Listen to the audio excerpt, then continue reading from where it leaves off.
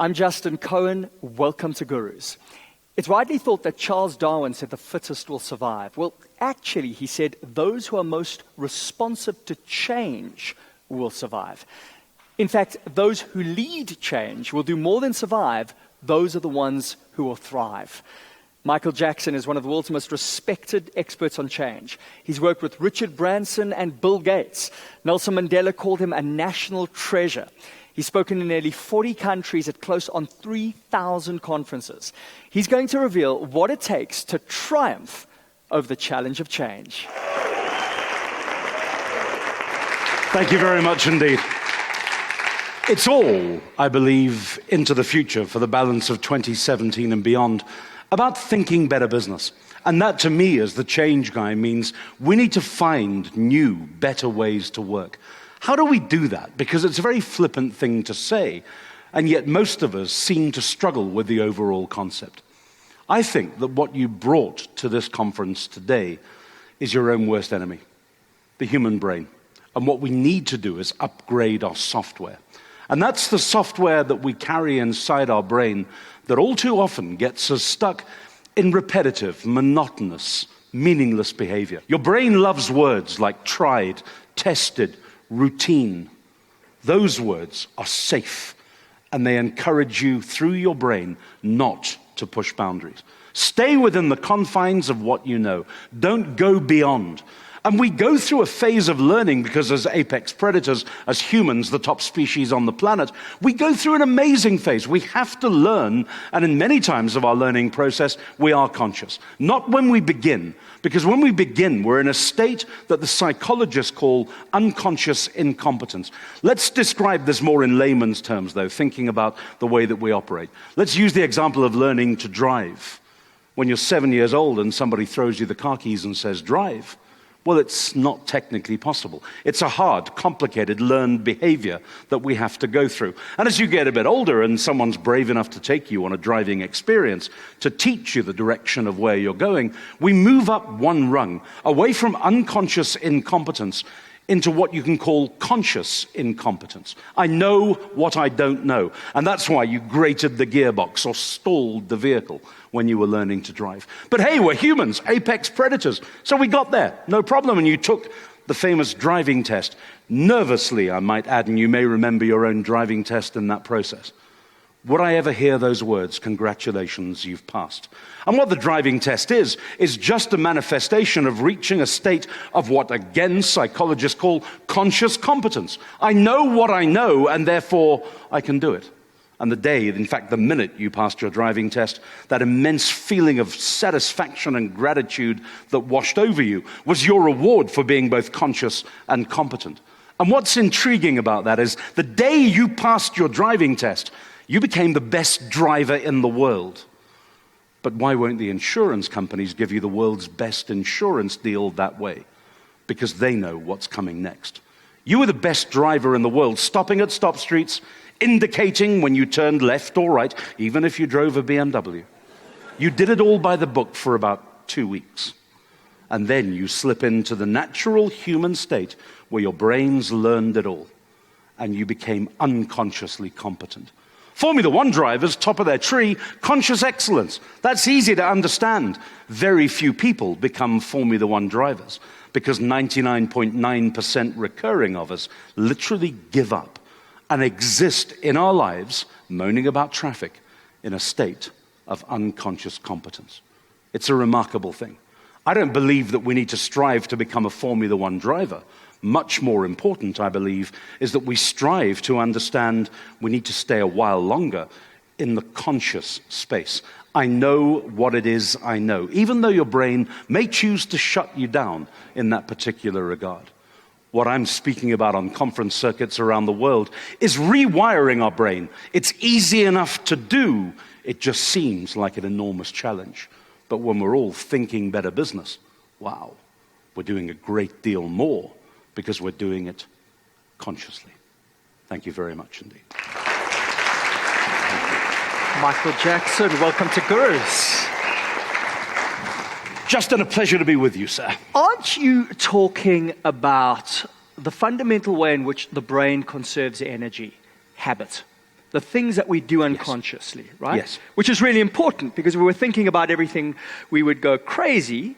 But you're saying we need to step out of that. What I call the holy grail of change is when you're in a habit. You're saying you actually need to step out of it and say, hold on, is this habit working for me? Let's go backwards and take a bit of a look. Exactly that point.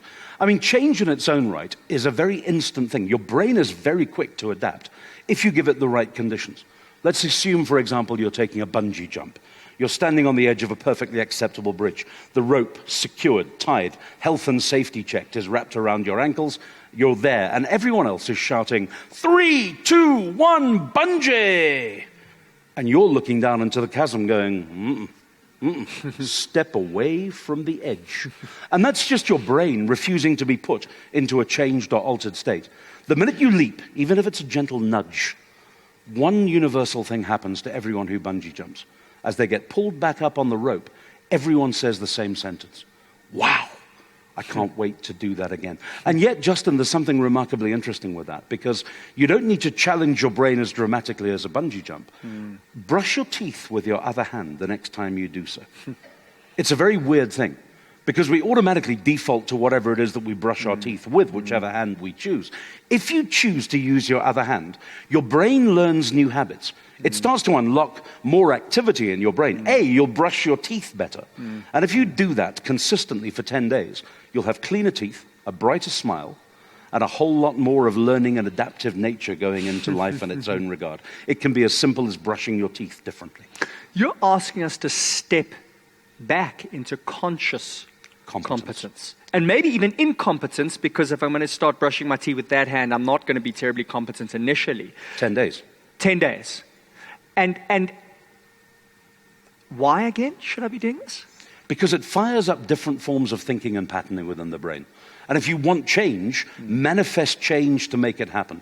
Doing the same thing over and over again is going to get you nowhere. We all know that. Better brains than I have said that.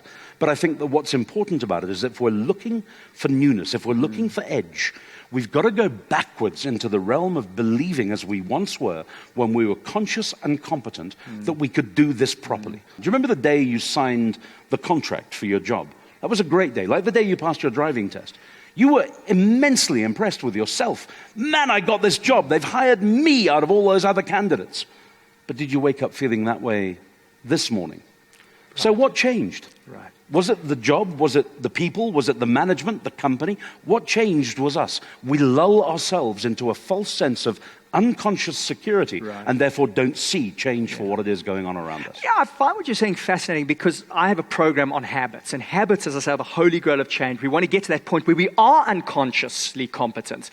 And what I find intriguing is you're saying we also need to get back into the conscious phase. Otherwise, we're going to start losing our competence and also losing sight of possibly better ways to do things. I never want to drive unconsciously.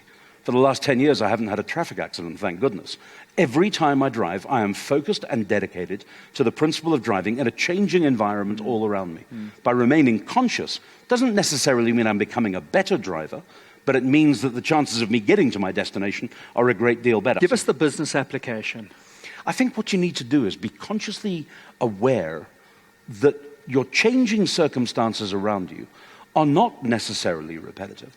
I think what you've got to do is almost step back, breathe, have a look at where you are, remind yourself who you are, what you're doing at work, what purpose are you trying to fulfill. It's not just about the paycheck at the end of every month or the new contract. It's about where you are now, and if you think about that enough, you'll realize where you can make, in a rapidly changing environment, a massively tangible difference. You've worked with some of the greatest businesses on the planet. Can you give us an example from an organization? Why don't I work with Richard Branson today? I learned a great deal from working with Branson. It was a great privilege. You know, when you're picked to work on strategy with Branson and his team at Virgin, man, it's superb. I was king of the hill. I felt like I passed my driving test every day for the first year or so. And then it became routine. Why did I lose the contract? Because I became complacent. Wow. And somebody now better or more awake or more conscious than me has that assignment. And what I learned, along with a lot of other things from Richard about knowing your value and what you do, is that complacency cost me that contract. Wow. Well, yeah, firstly, thanks for sharing. You know, the guru doesn't always sit back and say, hey, I screwed up. And I suppose that's the first step to being conscious, isn't it? Being willing to acknowledge that you screwed up. Sure. The day my contract wasn't renewed, I blamed everything, except myself. When I took that step backwards and realized that I'd stopped performing, I was king of the hill, man. Flying upper class with Virgin, traveling the globe, jetting around with influential, well-known people, celebrities. It was superb. And I thought I fitted right in there and lived that lifestyle until I didn't realize what it actually meant and what a privilege it was. Wow. And lost it, as I say, because of my own unconscious behavior. So when you start to believe your own press and think that actually just showing up is good enough and that you don't have to stretch yourself, that's when you lose the deal. That must have been a real turning point in your life. Not lost many contracts since. I think that what's intriguing, though, is that, at one level, I think people watching this can take something away about their own particular job. Are they as excited as they were the day they signed to work in the contract of employment that they did? And if they didn't, as I say, they must realize that what's changing around them is everything except them. And therefore, unashamedly go back to basics. Go back and uncover what you need to know about yourself. On this point, I think sometimes when we talk about change and we think about it in these grand terms, the rate of progress, if we can give people practical examples, sometimes there's a new computer system, and you're going, well, I don't want to use the new computer system. Hey, there's going to be a new computer system continually. So you better get used to dealing with a new computer system. And what you're saying is, in fact, you want to actually deliberately do things in new and different ways so that you prime yourself to embrace change. Without a shadow of a doubt. They used to say that death was certain, taxes were certain. Well, now change is certain. The future has already arrived. Doing more of what I did in the past is not going to get me anywhere in a world that's unfolding as rapidly as the one we're in now. And yet, Michael, the phrase that we always get in our industry is, keep doing what you've always done, you'll keep getting what you've always got. Yeah. And I say, you wish you'll keep getting what you always got. It is the road to success is under construction. It is changing all along. So in fact, that's not the case. You did what you were doing before, and you lost the contract. Sure. And, we lie to ourselves. We lie to everybody. Your parents lied to you like mine did, when they said that exactly those things. Oh, do more of what you've always done, you'll be fine, But today, the more things change, the more they change. Not they stay the same. Yeah. So you need to be literally awake and aware of what's going on around you. Otherwise, it will bypass you completely. Beautiful. Michael Jackson, thank you. Pleasure is mine. Thank you.